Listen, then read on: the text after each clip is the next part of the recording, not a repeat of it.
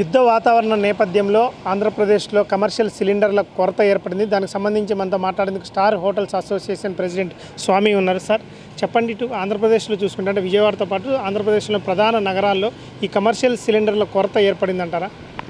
ప్రస్తుతం పశ్చిమ ఆసియా యుద్ధ ప్రమాదం వల్ల యాజ్ ఆఫ్ నవ్ సిలిండర్స్ కొరత క్రియేట్ అవుతుంది అని చెప్పేసి ఒక రూమర్ క్రియేట్ చేశారు డిస్ట్రిబ్యూటర్స్. వీళ్ళు government of India ministry of petroleum ఈ నెల 5వ తారీఖున ఒక జీవో రూపంలో ఒక లెటర్ ఇవ్వడం జరిగింది.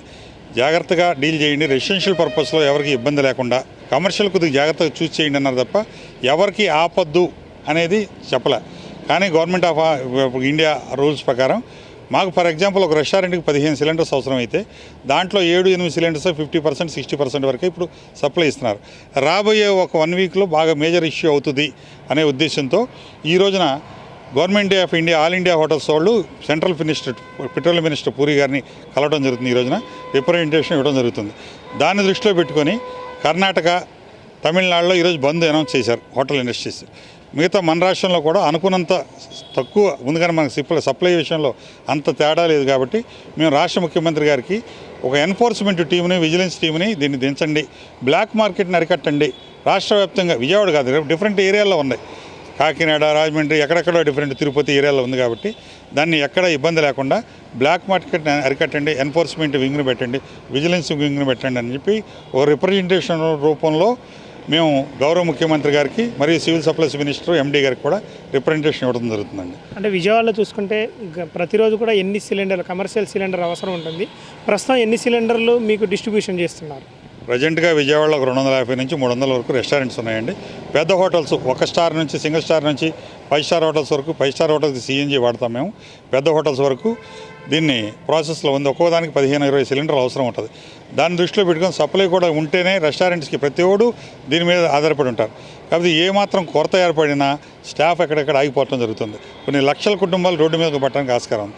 కాబట్టి దీన్ని జాగ్రత్తగా చర్య తీసుకొని ప్రాపర్ గైడ్ చేయమని చెప్పేసి రాష్ట్ర ముఖ్యమంత్రి గారికి, సివిల్ సప్లైస్ డిపార్ట్మెంట్ వారికి, కేంద్ర ప్రభుత్వానికి పెట్రోలియం శాఖ మంత్రి గారికి కూడా రిప్రజెంటేషన్ రూపంలో ఇచ్చి దీన్ని కూడా ఇబ్బందులకు తీసుకెళ్లకుండా జాగ్రత్తగా ఉంచాలి అనే హోటల్ సంఘం నుంచి, ఆంధ్రప్రదేశ్ స్టార్ హోటల్స్ నుంచి తీవ్రంగా విచారం వ్యక్తపరుస్తున్నామండి.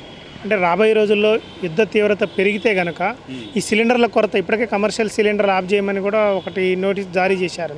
ఈ నేపథ్యంలో రాబోయే రోజుల్లో మొత్తం యుద్ధ తీవ్రత పెరిగి కమర్షియల్ సిలిండర్లు పూర్తిగా నిలిపివేస్తే మీ కార్యాచరణ ఏ విధంగా ఉండబోతుంది?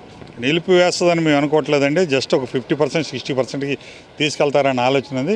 దానికి తగ్గట్టుగానే ప్లాన్ చేయడం జరుగుతుంది తప్ప మేమేదో గ్యాస్ కొరత వచ్చిందని, ఇంకోటి వచ్చిందని రేట్లు గిట్లు పెంచే కార్యక్రమంలో లేవు. 100% as per the government norms ప్రకారం మేము వెళ్తాం. దాని ఆ సెక్షన్లోనే మేము డీల్ చేస్తాం. కాబట్టి సెంట్రల్ పెట్రోలియం మినిస్టర్ పూరి గారితో మా ఆల్ ఇండియా హోటల్స్ వాళ్ళు డిస్కషన్స్ అయిన తర్వాత తదుపరి చర్య ఏంటి అనే దాని మీద ముందు జాగ్రత్త చర్యగా ఇప్పుడు కర్ణాటక కానీ, తమిళనాడు కానీ నిర్ణయం తీసుకుని వాళ్ళు బంద్ అనౌన్స్ చేసినాయి. ఇంకా ఆంధ్రప్రదేశ్లో అంత కొరత రాలేదు. కాబట్టి ఇక్కడ రాష్ట్ర ప్రభుత్వం మా సహాయ సహకారాలు అందిస్తుంది. కాబట్టి వీలైనంత వరకు దాన్ని ఎట్లా చేయాలనేది నెక్స్ట్ ఆ కార్యాచరణ కమిటీ అందరు కూర్చొని నిర్ణయం తీసుకోవడం జరుగుతుంది. ప్రస్తుతం అయితే ఆంధ్రప్రదేశ్లో ఈ కమర్షియల్ సిలిండర్ల కొరత అనేది రాలేదు. ఒకవేళ భవిష్యత్తులో కనుక కొరత కనుక వస్తే మాత్రం ఇక ప్రభుత్వంతో చర్చలు జరిపి మాత్రం ఎలాంటి ఇబ్బందులు లేకుండా మాత్రం తగు చర్యలు తీసుకున్నా మాత్రం ప్రెసిడెంట్ స్వామి అంటున్నారు. వీడియో జర్నలిస్ట్ రంజిత శ్రీధర్, TV9 విజయవాడ.